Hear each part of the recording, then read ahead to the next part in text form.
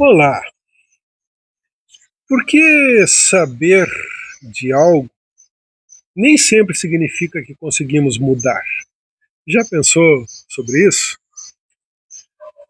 A psicanálise não trata apenas de se obter conhecimento sobre si mesmo.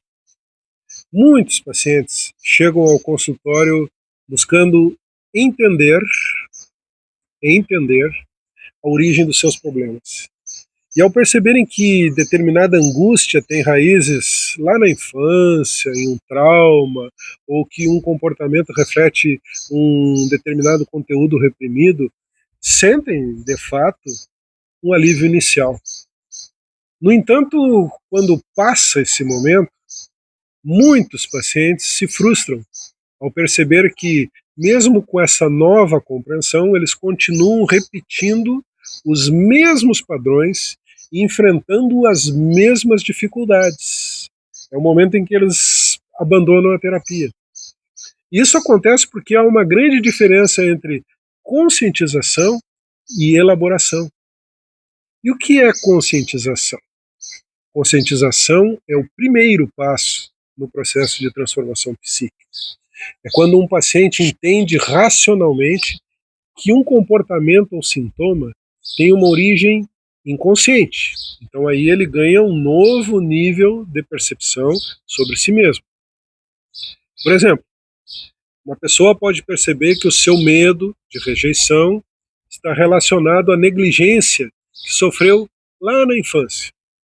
Essa descoberta pode trazer um alívio inicial. Ela permite que ele compreenda melhor as suas emoções e reações, mas compreenda, porque, no entanto, saber disso não significa que esse paciente conseguirá automaticamente mudar a sua forma de se relacionar. Freud, ao longo da sua obra, destacou que o inconsciente não opera segundo uma lógica racional. O simples reconhecimento de um padrão psíquico não é suficiente para que ele desapareça. Isso ocorre porque os conteúdos reprimidos carregam uma carga emocional intensa, enraizada no psiquismo do indivíduo. E o que é elaboração?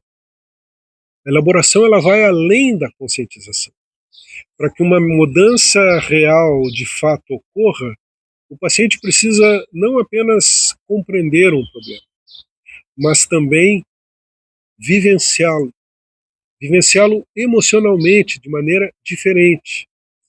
A elaboração acontece quando a pessoa passa a integrar aquela experiência reprimida de uma forma consciente, mas ressignificando essa experiência, permitindo que a sua resposta emocional mude com o tempo. Freud escreveu um livro chamado Luto e Melancolia, em 1917, e explica que a elaboração é um processo ativo no qual o sujeito precisa processar emocionalmente aquilo que foi reprimido, tornando-se capaz de lidar com a questão de uma forma diferente. Ele dizia que o trabalho de elaboração exige tempo, permitindo que o sujeito reconfigure os seus afetos e assim encontre novos significados para as suas experiências. Por exemplo, imagine que alguém tem dificuldades em dizer não, essa história, e descobre na terapia que isso se deve à necessidade de ser aceito pelos pais. Mesmo sabendo disso, essa pessoa continuará sentindo culpa ao tentar impor limites aos outros. A mudança só ocorre, de fato, quando ela consegue suportar esse sentimento de culpa sem ceder a ele. Então aí ela está vivenciando novas formas de lidar com as situações e não repetindo os padrões. E por que a conscientização apenas não basta? Porque os pacientes muitas vezes acreditam que, ao entenderem a origem de um problema, estarão automaticamente livres dele. No entanto, existem três fatores principais que impedem que a conscientização por si só leve à mudança. O primeiro é que o inconsciente não segue uma lógica racional. Ele opera através de um simbolismo e de associações que são inconscientes, de modo que a dinâmica psíquica não se altera apenas pelo entendimento racional.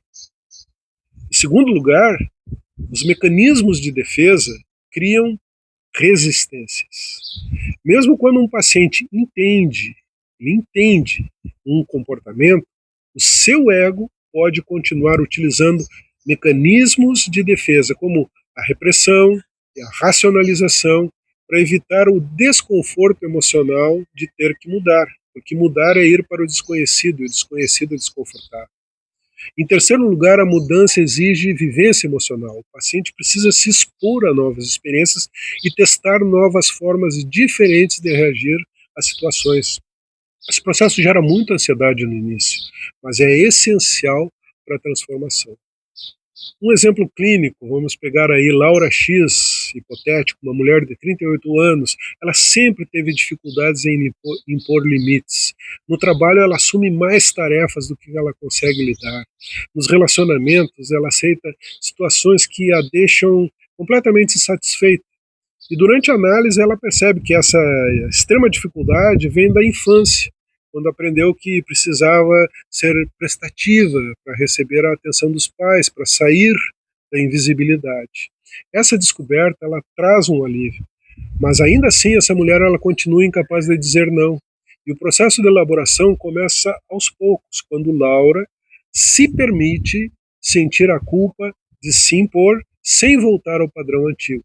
Conforme ela vivencia essa nova experiência, essa nova postura, a sua relação de culpa vai mudando e ela se torna capaz de estabelecer com um aspecto saudável, né, novos limites.